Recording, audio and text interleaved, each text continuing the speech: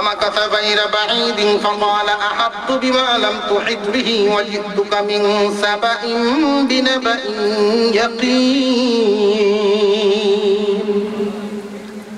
হুদহুদ পাখিটা কি বলে শুনেন। ও আল্লাহর পয়গম্বর,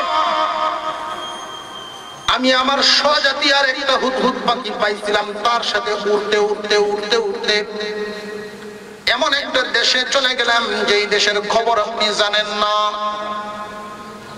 যেই দেশের খবর আপনি জানেন না, এমন একটা দেশে চলে গেলাম। দেশটার নাম হলো সাবা। ওই সাবা নামক দেশে চলে গেলাম। এটা বর্তমান মানচিত্রের সিরিয়ার একটা কোণা। ওইখানে সাবা নামক দেশটা ছিল। এই দেশটা এতটাই উন্নত ছিল।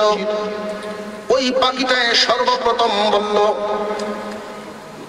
فقال احط بما لم تحط به فقال احط এমন খবর আমি নিয়ে আসছি বিমা লাম তুহিত বিহি, যেই ব্যাপারে আপনার কোনো জানা নাই। আল্লাহর একজন নবীকে বলতেছে একটা পাখি, তার এই বুঝ আছে। ও নবী, আপনার জানা নাই। আমি এমন এক খবর নিয়ে আসলাম, এইখান থেকে আমাদের শিক্ষা নেওয়া দরকার, কোরআন থেকে শিক্ষা নেওয়া দরকার। একটা পাখি বলতেছে, নবী গো, আপনার জানা নাই। খুব ভালো করে বুঝবেন, অনেকেই মনে করে আল্লাহ যা জানেন নবীজিও তা জানেন, এটা ভুল। ভাই, প্রত্যেকের বুঝ সঠিক আনা দরকার। উলামায়ে কেরাম কাউকে ভুল পথ দেখান না। মহান মাওলায়ে কারীম বুঝায় দিয়েছেন, নবীগণ তা জানেন, আল্লাহ যা জানান। নবীগণ তা জানেন না, আল্লাহ যা জানান না। যদি সব জানতেন তাহলে জিবরাইলের কি দরকার ছিল? এতটুকু তো বুঝ রাখার দরকার। পাখিটা বলতেছেন, পয়গম্বর আপনি জানেন না, ওই দেশের খবর আপনি জানেন না। এমন একটা দেশের খবর নিয়ে আসলাম। ওয়াজিতুকা মিন সাবাইন বিনাবাইন ইয়াকিন, বিশ্বস্ত খবর, একবারে নিজের চোখে দেখে আসলাম। ইন্নী ওয়াজাদতু ইমরাআতান তামলিকুহুম ওয়া উতিয়াত মিন কুল্লি শাই ওয়া লাহা আরশুন আযীম। ওগো নবী, এই দেশটার মধ্যে গিয়ে দেখলাম ওই দেশটা এমন একটা সুন্দর দেশ, মাঠ ভর্তি ফসল, বাগান ভর্তি ফল। মুফাসসিরিনে কেরাম বলেন, এত ফল ফ্রুট আল্লাহ পাক ওই দেশের মানুষকে দিয়েছিলেন, এমন নিয়ামত দিয়েছিলেন। কোন একটা বাগানের ভিতরে একজন মানুষ যদি একটা টুকরি নিয়ে ঢুকিয়া যাইতো, বাগানের ওই মাথা থেকে ওই মাথা দিয়ে গিয়ে বাহির হয়ে যেত। ফল টুকানোর দরকার নাই, ফল পাড়ার দরকার নেই, এত ফল গাছের মধ্যে ছিল। এক মাথা দিয়ে দুইকার এক মাথা দিয়ে বাহির হয়ে গেলে উপর থেকে যেগুলো আপসে আপ করতো, এগুলো দিয়ে টুকরি ভরিয়া যাইত।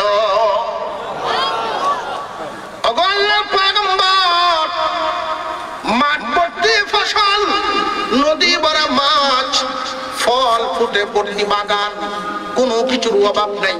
ওই দেশটাকে রাজত্ব করে একজন মহিলা আমি দেখে আসলাম। ওই মহিলাটার নাম, অনেক নাম উল্লেখ করা হয়েছে, প্রসিদ্ধ নাম হলো রানী বিলকিস। ওই রানী বিলকিস ওই দেশটাকে রাজত্ব করে। ও পয়গম্বর, আল্লাহ পাক রব্বুল আলামিন তারে সব দান করেছেন। ওয়া উতিয়াত মিন কুল্লি শাইইন, তারে সব দান করেছেন। সব বলতে কি বুঝাইলেন? সব বলতে বুঝাইলেন তৎকালীন জামানায় দেশ পরিচালনা করার জন্য যা যা দরকার আল্লাহ সব তারে দান করছেন, কোন কিছুর বাকি নাই। এর মধ্যে এমন একটা বস্তু দান করেছেন যেই বস্তু আমি পৃথিবীর কোথাও দেখি নাই।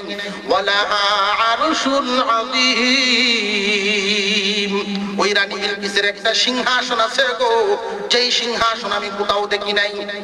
ও পয়গম্বর, 80 হাত লম্বা, 40 হাত প্রশস্ত, জমিন থেকে 30 হাত উঁচা, স্বর্ণ এবং রূপা দিয়া পায়াগুলো বাদাই করা, রেশমি কাপড় দিয়া সুন্দর করে বেটন করাও। এত সুন্দর সিংহাসন, হীরা মানিক মুক্তা দিয়া জার্জি দেওয়া কারুকার্য করাও। ও পয়গম্বর, এত সুন্দর সিংহাসন দুনিয়ার কোথাও দেখি নাই। এই দেশের মানুষদেরকে আল্লাহ পাক নিয়ামত দিয়ে ভরপুর করে দিয়েছেন, তবে আফসোস এই দেশের মানুষের কাছে সব আছে কিন্তু একটা জিনিস নাই। কি নাই গো নবী? আপনার কাছে আমি দাওয়াতটা নিয়ে আসলাম, কি নাই জানেননি? নাই হলো আমি এদেরকে দেখে আসলাম ওয়াজাদতুহা ওয়া কওমাহা ইয়াসজুদুনা লিশ-শামসি মিন দুনিল্লাহ ওয়া যায়্যানা লাহুমুশ শাইতানু আ'মালাহুম ফাসাদ্দাহুম আনিস সাবিলি ফাহুম লা ইয়াহতাদুন। একদল মানুষ, ওই দেশে বসবাসকারী মানুষেরা আল্লাহর পরিবর্তে তারা সূর্যের পূজা করে। ওরা আল্লাহকে মানে না, ওরা সূর্যের পূজা করে। ঘুমে ধরতেছে কেলা কেলা ঘুমে হাত তুলেন দেখি। সুলাইমান আলাইহিস সালামের সামনে পাখিটায় যখন দাওয়াত নিয়ে আসলো, নবী গো, ও পয়গম্বর, আমি দাওয়াত নিয়ে আসলাম একটা গুমরা জাতিকে হেদায়েত করার জন্য। মুসলমান ভাইয়েরা খুব ভালো করে বুঝেন, মানুষ ছাড়া আরো 10টা প্রাণীকে আল্লাহ পাক রব্বুল আলামিন জান্নাত দিবেন। মানুষ হয়ে যদি জান্নাত না পাই গো, ওই প্রাণীগুলোর থেকে তো আরো খারাপ হয়ে গেল। 10টা প্রাণীকে আল্লাহ পাক জান্নাত দিবেন। ওই 10টা প্রাণীর মধ্যে হুদহুদ পাখিটাও একটা, পিপিলিকাও একটা। পিঁপড়াকে আল্লাহ জান্নাত দিবেন কেন জানেননি? পিঁপড়ার মধ্যে গুণটা হলো নিজের চিন্তা আগে না করিয়া তার জনতার চিন্তা করে।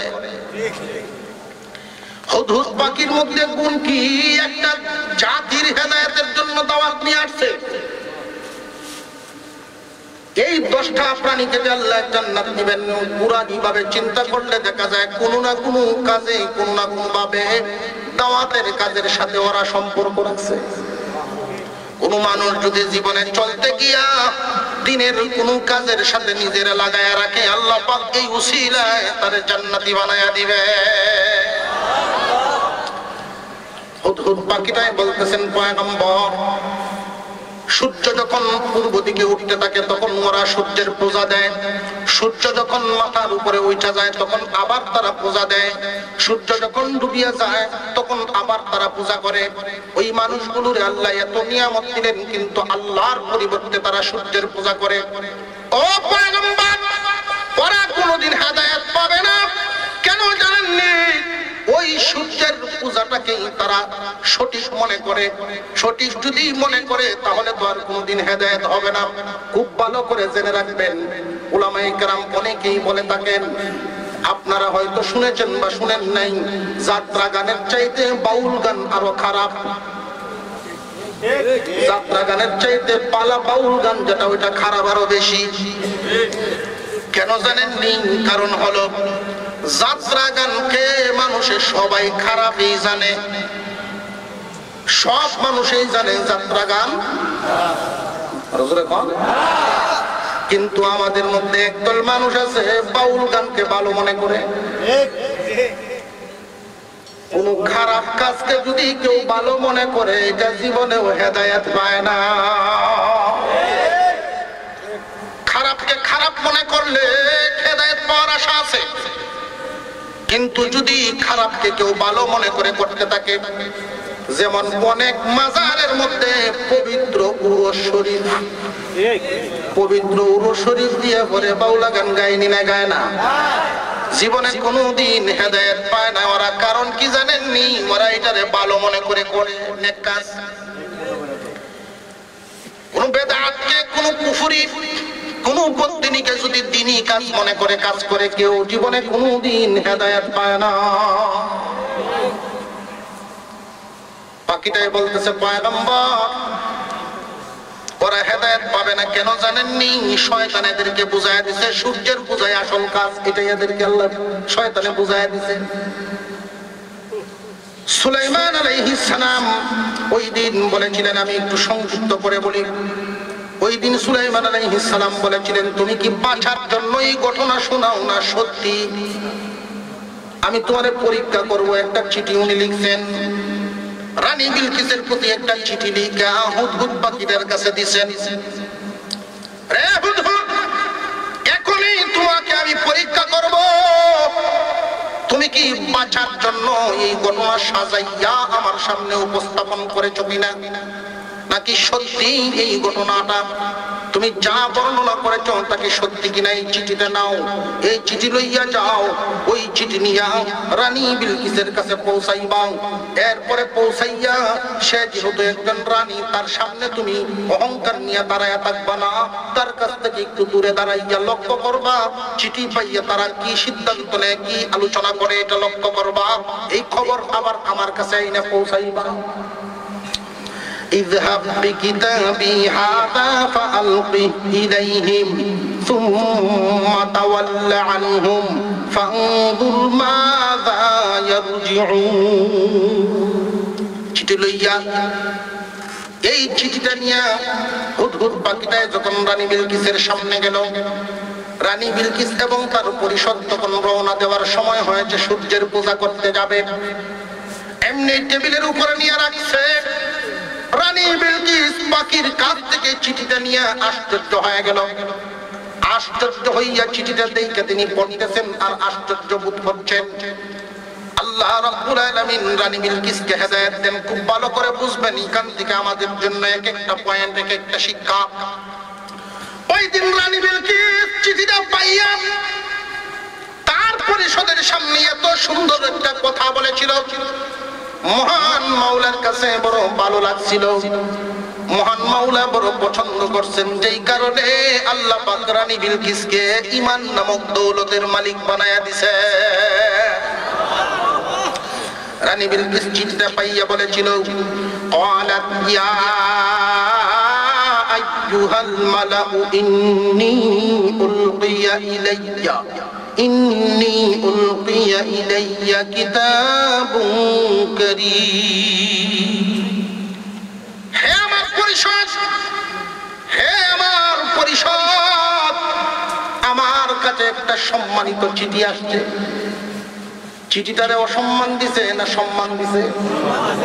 সম্মান দিছে কয়েকটা কারণে পরের আয়াতের মধ্যে আল্লাহ পাক বুঝায়া দিলেন। এই চিঠিতে আসছে, এটা স্বাভাবিক নিয়মে আসে নাই।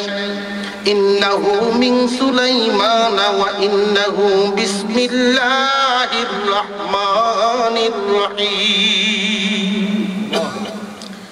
রানী বিলকিস এই চিঠিটাকে সম্মান দেওয়ার কয়েকটা কারণ মুফাসসিরিনে কেরাম উল্লেখ করেছেন। এক নাম্বার কারণ হলো রানী বিলকিস সম্মান দিয়েছেন, যে কোনো রাষ্ট্রের পক্ষ থেকে যদি রাষ্ট্রদূত আসে তাহলে মানুষ আসে। একজন রাজা যদি আরেকজন রাজার কাছে পত্র পাঠায়, মানুষের মাধ্যমে পাঠায়। তৎকালীন জামানায় তো কম্পিউটার ছিল না যে ইমেইলের মাধ্যমে পাঠায় দিবে। আগের যুগের নিয়ম ছিল মানুষ নামক লোক দিয়ে, বাহক দিয়ে পাঠাইতেন, মানুষ লইয়া যাইতেন। কেমন বাদশা, একটা পাখি তাহলে মানে রাষ্ট্রদূত বানাইয়াছেন একটা পাখিকে, উনি কেমন বাদশা। একটা দিক লক্ষ্য করলেন, উনি সাধারণ মানুষ নন, এক নাম্বার কারণ। দুই নাম্বার দিক লক্ষ্য করেছেন, একজন আর একজনের কাছে যখন চিঠি লেখেন এটার একটা নিয়ম আছে, কিন্তু সুলাইমান আলাইহিস সালামের যে চিঠিটা, এটা সাধারণ নিয়ম নয়, একদম অন্যদের চাইতে ব্যতিক্রম। আমরা যে যদি কোন অফিসারের বরাবর চিঠি লিখি, হয়তো আমেরিকান স্টাইল বা হয়তো আমেরিকান স্টাইল হয়, না হয় ব্রিটেনের স্টাইল হয়, আছে না নাই? কিন্তু ইসলামিক স্টাইল হলো ভিন্ন। সুলাইমান আলাইহিস সালাম এখানে উল্লেখ করে দিয়েছিলেন, আল্লাহর কাছে বড় ভালো লাগছে, এইজন্য কোরআন নাযিল করেছেন এইভাবে, ইন্নাহু মিন সুলাইমান ওয়া ইন্নাহু বিসমিল্লাহির রহমানির রহিম। এই চিঠিটা আমি সুলাইমানের পক্ষ থেকে আল্লাহ এবং আল্লাহ রাব্বুল আলামিনের নামে, আল্লাহ রহমানুর রহিমের নামে, সুলাইমানের পক্ষ থেকে, ইন্নাহু নিশ্চয়ই, মিন সুলাইমানা সুলাইমানের পক্ষ থেকে, ওয়া ইন্নাহু বিসমিল্লাহির রহমানির রহিম। আল্লাহ পাকের তিনটা নাম এখানে খুব ভালো করে বুঝবেন। আল্লাহর আসল নাম হলো আল্লাহ। আল্লাহর আসল নাম কি? একটা হলো জাতি নাম, আর অন্যান্য নামগুলো হলো সিফতি নাম। মনে করেন একজন মানুষ, তার নাম হলো আব্দুল্লাহ, এটা হলো তার আসল নাম। এই আব্দুল্লাহ যখন কোরআনের হাফেজ হবে তখন তার নাম হয়ে যায় হাফেজ আব্দুল্লাহ। হাফেজ কি তার নাম না গুণ? কথা বুঝতেছেন? এই হাফেজ আবার মাওলানা হয়ে গেছে, এখন হাফেজ মাওলানা আব্দুল্লাহ। আব্দুল্লাহ হইল নাম, বাকি দুইটা কি গুণ। উনি আবার গিয়ে উকিলও হয়েছে, অ্যাডভোকেট। হাফেজ মাওলানা, অ্যাডভোকেট আব্দুল্লাহ, এই তিনটা গুণ। আল্লাহ হলো আসল জাতি নাম, রহমান রাহিম কুদ্দুস সাত্তার যত আছে সব সিফাত সব গুণ। কথা বুঝে আসতেছে? মহান মাওলা কারীমের যত গুণী নাম আছে, আল্লাহ জাতি নামের পরেই রহমান, এরপরেই হলো রহিম। বড় বড় গুণী দুইটা নাম উল্লেখ করা হয়েছে সাথে। মহান মাওলা কারীমের নামে যে চিঠিটা আসছে, রানী বিলকিস এদিকে লক্ষ্য করেছেন, কোন বাদশাহ জীবনে কোনদিন এইভাবে চিঠি পাঠায় না। রানী বিলকিসের আন্দাজ হয়ে গেছে আল্লাহর নামে চিঠি পাঠাইছে। আপনারা হয়তো ভাবতে পারেন দুনিয়ার অন্যান্য চিঠির নিয়ম, অন্যান্য দরখাস্তের নিয়ম আর ইসলামিক দরখাস্তের নিয়মটা একটু ভিন্ন কেন? ইসলামিক দরখাস্তের নিয়মটা হলো যিনি লিখেছেন আগে ওনার পরিচয়, এরপরে বিষয়বস্তু। কথা বুঝে আসছে? আপনারা ভাবতে পারেন আমরা তো লিখি বরাবর অমুক বিষয় এই, এরপরে বিনীত নিবেদন এই যে, পরে লাস্টে নিবেদন সলিমুদ্দিন আছে না নাই? প্রশ্ন জাগে অনেকের, এই একটু উল্টা লাগে, ভিন্ন লাগে। আচ্ছা বলুন, আপনার কাছে যদি একটা চিঠি আসে, এই চিঠিটা যদি দেখা যায় যে একজন মেম্বারশিপ পাঠাইছেন, তাহলে এটার ওজন যেমন হবে, চেয়ারম্যানের পক্ষ থেকে আসলে ওজন সেম না একটু বাড়বে, এমপির পক্ষ থেকে আসলে, প্রধানমন্ত্রীর পক্ষ থেকে আসলে, এই জন্য যিনি পাঠান ওনার নাম আগে উল্লেখ করা হয়, এই জন্য চিঠির ওজন মাপা হয়। যেই ব্যক্তির কাছ থেকে আসবে তার ব্যাপারে চিন্তা মাথায় নিয়েই কথাগুলি করবে। ইসলামের তরিকা, প্রত্যেকটা তরিকা কত সুন্দর। রানী বিলকিস এই চিঠিটা পাইয়া ওনার পরিষদের কাছে পরামর্শ চাইলেন, তোমরা আমাকে পরামর্শ দাও। আমার কাছে উনি চিঠি লিখছেন ওনার কাছে আত্মসমর্পণ করার জন্য, মূর্তি পূজা বাদ দিয়া, সূর্যের পূজা বাদ দিয়া আমরা এক আল্লাহর উপর ঈমান আনার জন্য উনি দাওয়াত দিয়েছেন চিঠির ভিতরে। রানী বিলকিস পরামর্শ করছেন, পরিষদে বলছেন যে হ্যাঁ পরামর্শ করছেন, আমরা খুব খুশি, সিদ্ধান্ত আপনি নিয়ে নেন, আমাদের শক্তির ব্যাপারে আপনার জানা আছে। তখন রানী বিলকিস বলছিল, আমি একটু নবীর পরীক্ষা করে লই, বাদশাকে আমি একটু পরীক্ষা করে লই, সে কি আমার এই দেশটার প্রতি লোভ করছে কিনা বুঝিয়ে, যে আমার এই দেশটাকে তার আয়ত্তে নিয়ে শাসন করতে চায় না সত্যি দাওয়াত দিতে চায়। পরীক্ষা কেমনে? কিছু হাদিয়া পাঠাই, হাদিয়া পাইয়া যদি খুশি হইয়া যায়, এদের কাছে শব্দ বল না, হাদিয়া পাইয়া যদি খুশি হইয়া যায়, মনে করবে উনি দুনিয়াদার। অর্থের কাছে তো সবাই হেরে যান। এই পরীক্ষায় যিনি পাশ করে, অর্থের লেনদেনে যে সঠিক হয়, সামাজিক ভাবে আপনারা পরীক্ষা করবেন, অর্থের লেনদেনে যে ব্যক্তিরা সঠিক, রাসূল বলেন তার প্রত্যেক নিয়ম নীতি সঠিক। যত গন্ডগোল দুই জায়গা তো। রানী বিলকিস হাদিয়া ব্যবস্থা করছেন। হাদিয়া কি পাঠাইছেন? শুধু হাদিয়া শব্দটা উল্লেখ কোরআনে। অনেক মুফাসসির অনেক ভাবে বলেছেন স্বর্ণের লাঠি, স্বর্ণের কয়েকটা ইট, স্বর্ণের বাটি, কিছু সামানাদি দিয়া পাঠাইছেন। সুলাইমান আলাইহিস সালাম বলছিলেন পাখিটাকে দূর থেকে দেখবা, দেখে আইসা আমার কাছে বলবা, মনে আছে নি? পাখিটা আইসা যখন আগে খবর বইলা দিছে সুলাইমান আলাইহিস সালাম, শুইনাই তিনি জিন্নাতদেরকে জানায় দিলেন, জিন্নাতেরা রে আমাকে পরীক্ষা করার জন্য কিছু হাদিয়া নিয়ে আসতেছে। তোমরা একটা কাজ করো, বড় বড় সুন্দরবনের মতো, আফ্রিকার জঙ্গলের মতো বড় বড় জঙ্গল থেকে বাঘ, ভালুক, হিংস্র প্রাণীগুলো ধরে ধরে নিয়ে আসো আগে। আমার বাড়ি থেকে, আমার বাড়ির গেট থেকে 3 মাইল দূর পর্যন্ত রাস্তাটারে স্বর্ণ দিয়া পাকা করো, স্বর্ণ দিয়া পাকা করো। ওই পাকা রাস্তার ডানে বামে বাঘ, ভালুক, হাতি, এইরকম হিংস্র জানোয়ার গুলো বাঁধিয়া রাখবা। জানোয়ারের নিচে যে পাটাতন দেওয়া হয় ইট দিয়া, এই স্বর্ণের ইট দিয়া পাটাতন দিবা। স্বর্ণের ইটের উপরে ফেলে তাই বসে নাই বসে পায়না করবো।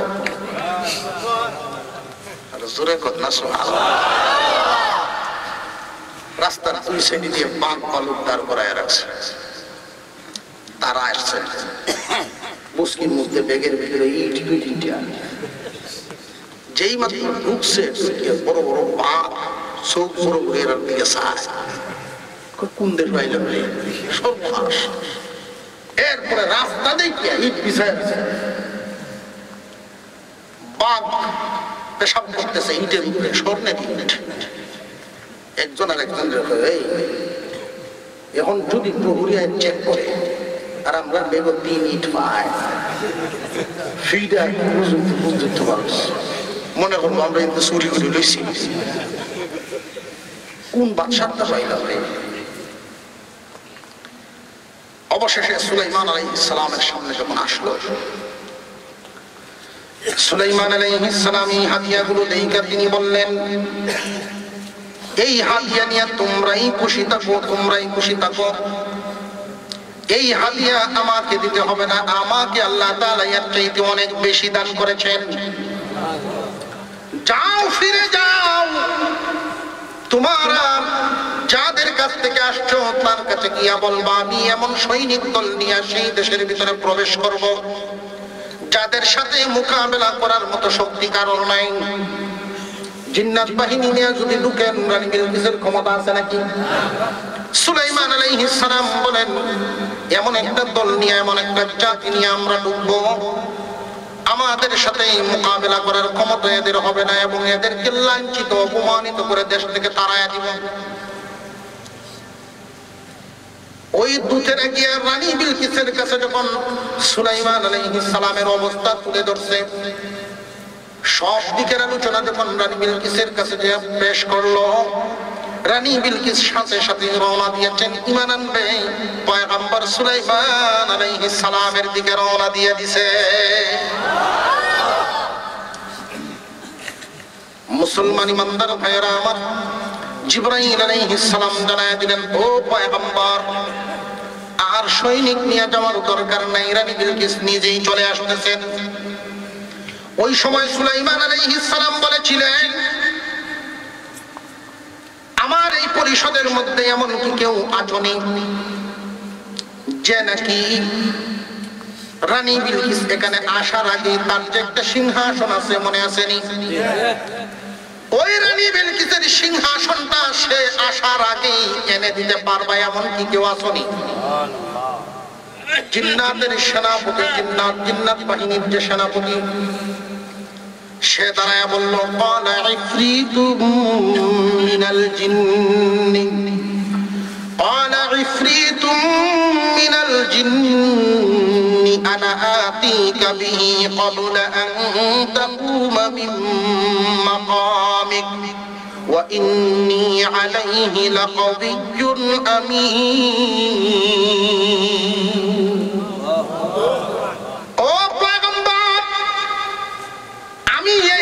বিশাল শক্তিশালী, পারদর্শী এবং বিশ্বস্ত, এমন ভাবে আনবো আপনি যেখানে বসা আছেন এই মজলিস থেকে উঠার আগে আপনার সামনে এনে হাজির করে দিব।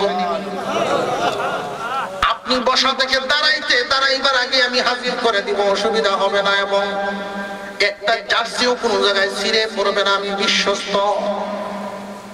সুলাইমান আলাইহিস সালাম জাতিগতভাবে মানুষ, জিন্নাতের দ্বারা এই কাজটা হবে। তিনি মানুষদের দিকে তাকাইলেন,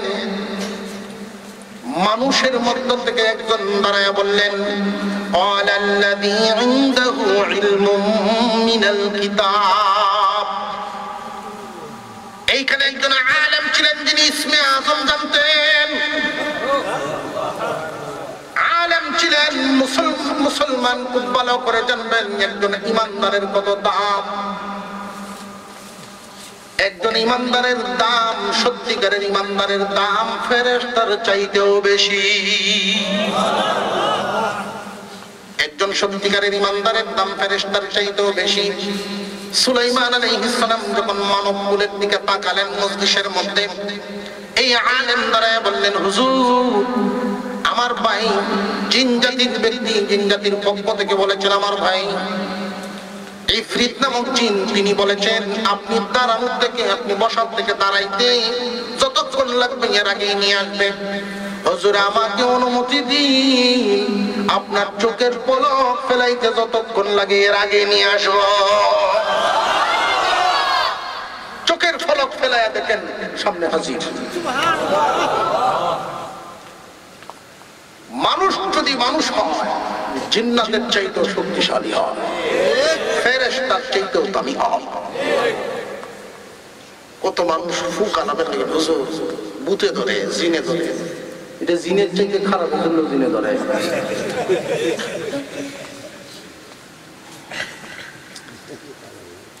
সুলাইমান আলাইহিস সালাম যেই মাত্র এই সিংহাসনটা দেখলেন, তিনি মহান মাওলার শুকর আদায় করলেন আর বললেন, আল্লাহ রাব্বুল আলামিনের দয়া এবং ফজল করম, আমার মাওলা আমাকে পরীক্ষা করতেছেন, নিয়ামত দিয়া দিয়া, মুজিজা দিয়া দিয়া পরীক্ষা করতেছেন, আমি কি মাওলার শুকর আদায় করি কিনা। ও দুনিয়াবাসী তোমরা জানিয়া রাখবা, কেউ যদি আল্লাহর শুকর আদায় করে আল্লাহর সম্মান বাড়ে না, কেউ যদি আল্লাহর শুকর আদায় না করে মহান মাওলার সম্মান কমেও না। কিন্তু যে ব্যক্তি শুকরিয়া আদায় করবে এটা তার নিজের লাভ হবে, যেই ব্যক্তি শুকরিয়া আদায় করবে না নিজের ক্ষতি হবে। তাহলে শুকরিয়া আদায় করা আল্লাহর লাভ না বান্দার লাভ? সুলাইমান আলাইহিস সালাম বলেন, আল্লাহ তাআলা আমাকে পরীক্ষা করতেছেন, নিয়ামত দিয়া দিয়া পরীক্ষা করতেছেন, আমি কি শুকরগুজার বান্দা হই কিনা। শুকরিয়া আদায় করলেন। এরপরে তিনি বললেন, রে পরিষদ, তোমরা এই সিংহাসনটাকে রং সুরত পাল্টায়া দাও, দেখি রানী বিলকিস আয়েশা চিনতে পারে কিনা। রং সুরত পাল্টায় দেখি মহিলা চিনতে পারে কিনা, দেখি নাকি অন্যান্য মহিলাদের মতো বেদিশা হই। দেখবেন মহিলাদের মধ্যে কিছু মহিলা আছে ব্রেন শক্তি কিন্তু পুরুষের চাইতে মহিলাদের অর্ধেক কম, কিন্তু খাটানোর ক্ষেত্রে সবার সমান হয় না। ব্রেন খাটানোর ক্ষেত্রে সবার, অনেক মহিলা আছে পুরুষের চাইতে বেশি কাটাইতে পারে। ঘুমের ওষুধ এক বেটা গরু হলে তো প্রতি বছরে বছরে বাছুর হয় আর মরে। তো কৃষকের যদি বাছুর মরে মন ভালো না খারাপ? ৩-৪ বছরের অবস্থা। এরপরে যখন আর একবার বাছুর হয়েছে, এখন মান্নত করে রয়েছে মনে মনে, আল্লাহ এবারের বাছুরটা যদি বাঁচে, এটা লালন পালন করিয়া বিক্রি করিয়া গরু বেচার টাকা আল্লাহ তোমার গরু মসজিদে দিয়ে দিব। আল্লাহর কি মেহেরবানি, দোয়া কবুল হয়েছে। 3 বছরে এই গরু এমন বড় হয়েছে, মানুষ এসে তামসা দেখে। এখন এই লোকের মনে মনে আফসোস লাগে, আরে মানছিলাম অর্ধেকটা মানতাম, আফসোস করে মানছিলাম অর্ধেকটা মানতাম। আর এখন কি গরুরে খাওয়ায় মুখ হাতায়, আরে তোরে তো আমি পাইলাম না, আফসোস করে। এই অবস্থাতে বিবি সাহেব প্রশ্ন করলো, কি ব্যাপার, মন খারাপ? কইও না, তোমার না শিখাইয়া আমি মান্নত মেনে নিয়েছিলাম, গরু বিক্রির টাকা আল্লাহর মসজিদে চলে গেল। এখন তো মন রে মানে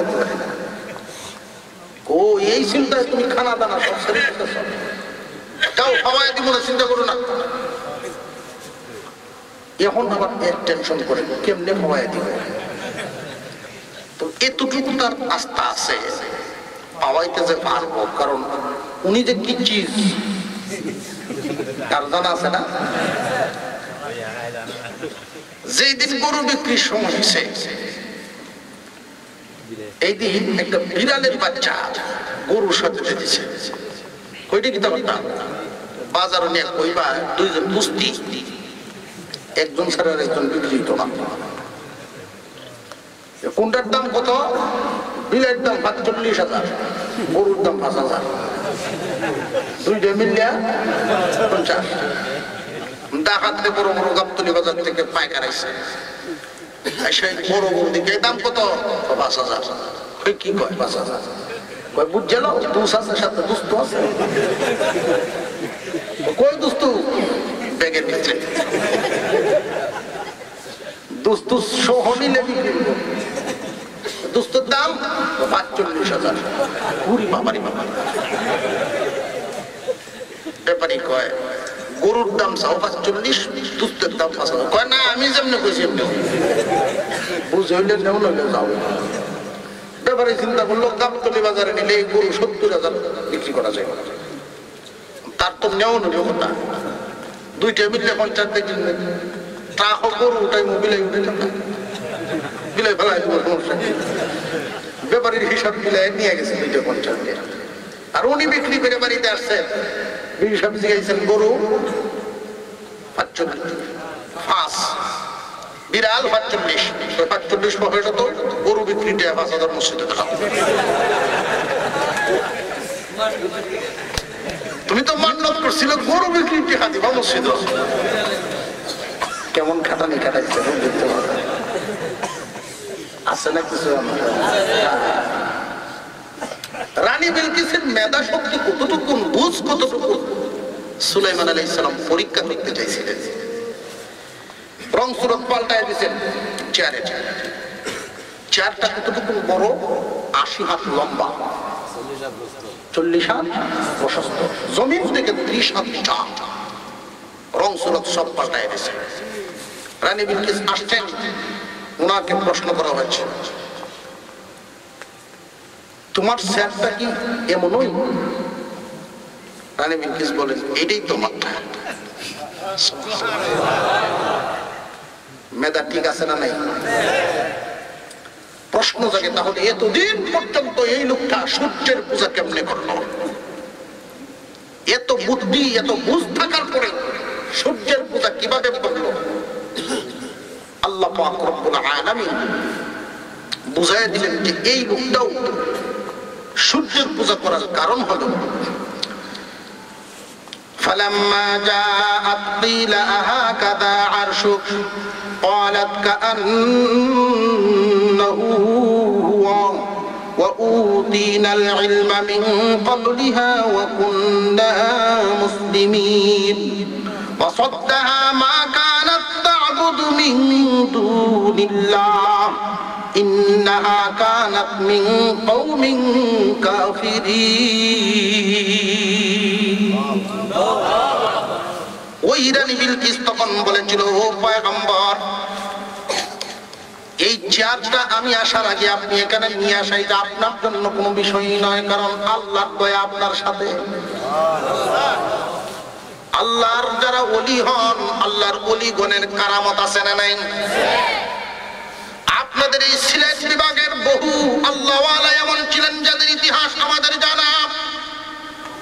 বাদ মাগরিব বয়ান করেছেন সিলেটে, আবার রাত্রে 11টায় মুনাজাত করেছেন ময়মনসিংহ।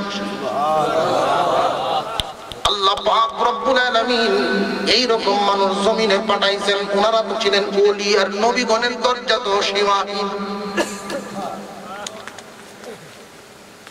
আমি জেনেছি, আগেই জেনেছি, আমার দুধের কাছ থেকে জেনেছি, আপনার দরজা সম্পর্কে আমি অনুমান করে আসছি, এই আমার কুরসিকে পাল্টানো আপনার জন্য কোনো বিষয় না, নাটাও কোনো বিষয় না।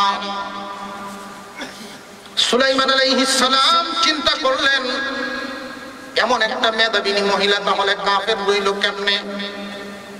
মহান মাওলাই করিম জানায়া দিলেন, সেই এমন একটা জাতির অন্তর্ভুক্ত ছিল, জন্ম হয়েছে যেই জাতিতে, বড় হয়েছে সেই জাতিতে, যেই জাতির সাথে চলাফেরা করছে, জন্ম হয়ে দেখছে তার জাতি সূর্যের পূজা করে, ভিন্ন তো কোনো কিছু জীবনে দেখে নাই। সে যা দেখছে তাই তো শিখছে।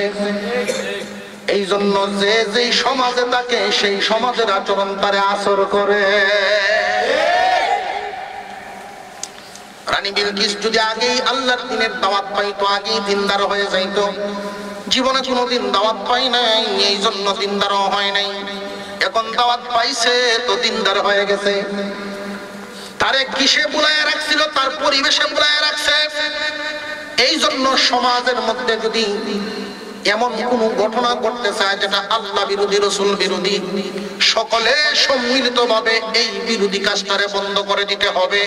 নইলে এক সময় এটা ঢুকে ঢুকে পুরো সমাজটারে ক্যান্সারের মতো আক্রান্ত করে ফেলবে।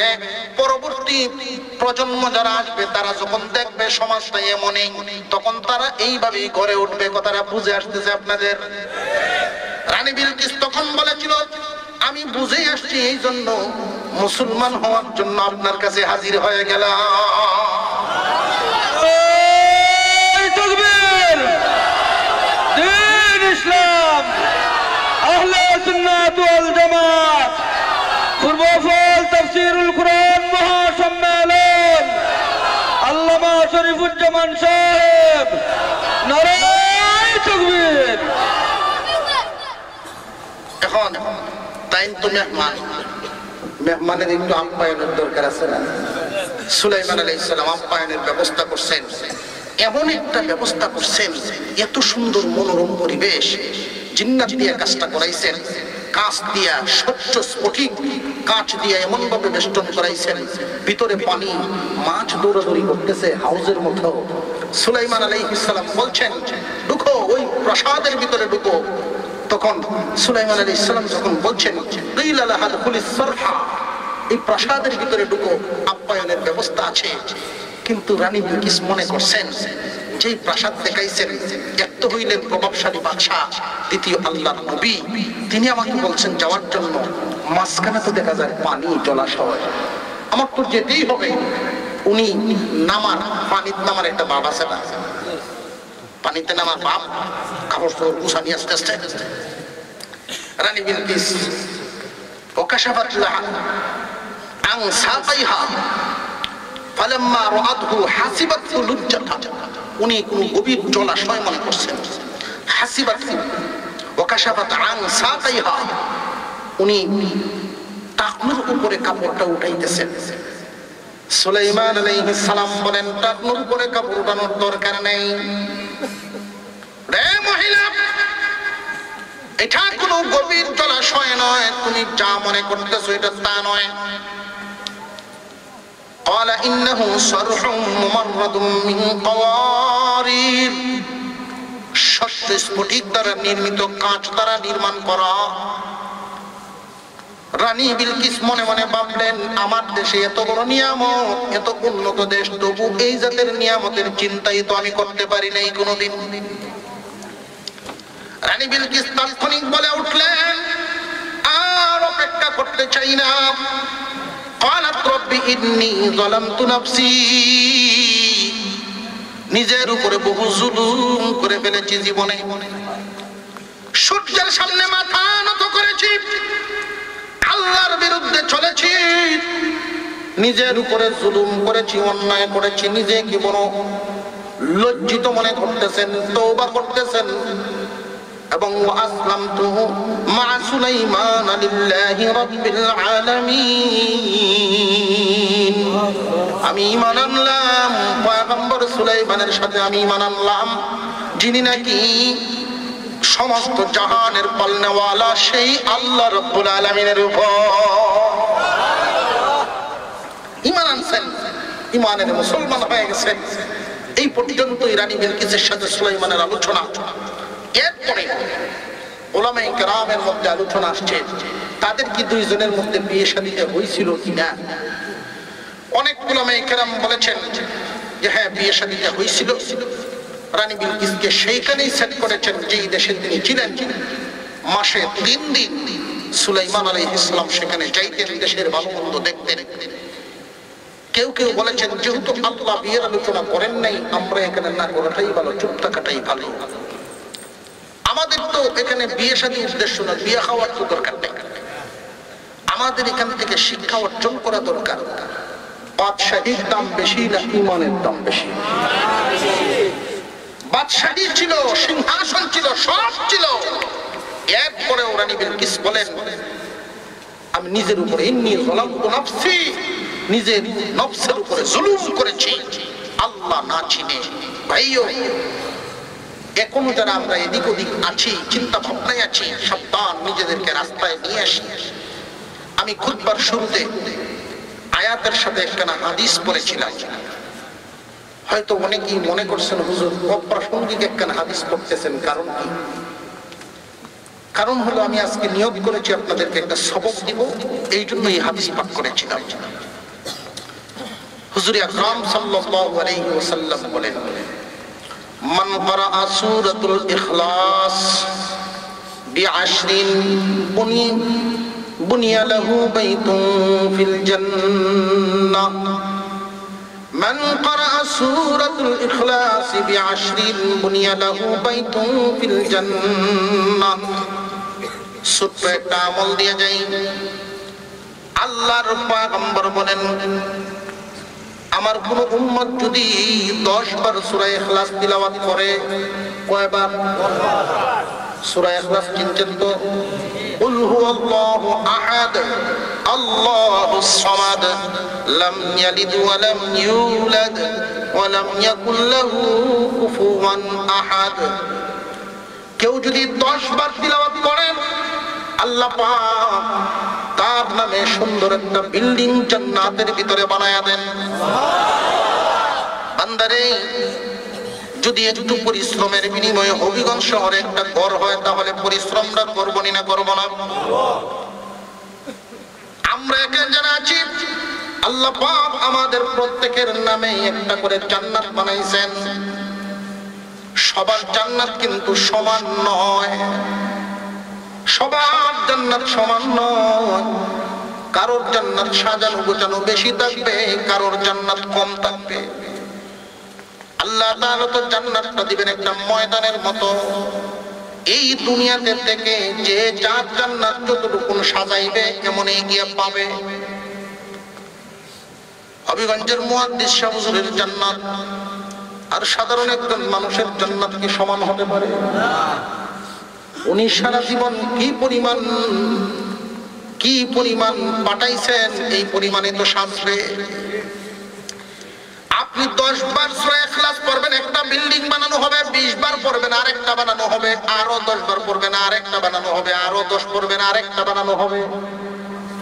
প্রশ্ন করতে পারেন হুজুর এত বিল্ডিং দিয়ে করবোটা কি? বাইরে এত বিল্ডিং দিয়া করবেন কি? ওই জমানার ওই দুনিয়ার শুরু আছে, শেষ নাই। বিল্ডিং গুলো হবে, একটা ইট থাকবে স্বর্ণের, আর একটা ইট হবে রূপার। রুমটাকে সুগ্রাণ করার জন্য স্প্রে মারি কিনা? ওইখানে স্প্রে লাগবে না, কারণ দুইটা ইটের জোড়া লাগাইবার জন্য যে আমরা সিমেন্ট ব্যবহার করি, জান্নাতের দুইটা ইট, স্বর্ণ এবং রূপার দুইটা ইটকে জোড়া লাগাইবার জন্য আল্লাহ জাফরান নামক পদার্থ দিয়ে জোড়া লাগাইবেন। ওই জাফরান থেকে মেশকে আম্বরের সুঘ্রাণ বাহির হবে।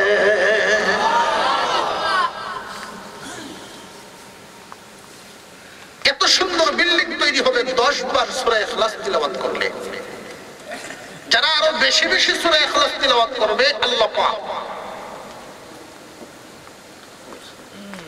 জানাজার নামাজের মধ্যে ফেরেশতা নাযিল করে দিবেন। আমরা এই আমলটা করতে রাজি আছি ইনশাআল্লাহ। কোরআনের তাফসীর মাহফিলের মধ্যে এসে যদি আমরা কিছু নিয়ে যেতে পারি, দোয়া না করে কে কে চলে যাবেন? একটু হাত তুলেন দেখি। দোয়া না করে কে কে যাবে? দোয়া না করিয়া আলহামদুলিল্লাহ সকলেই আসে। আজকের এই মাহফিলে আমরা সকলে খুশি না বেজার।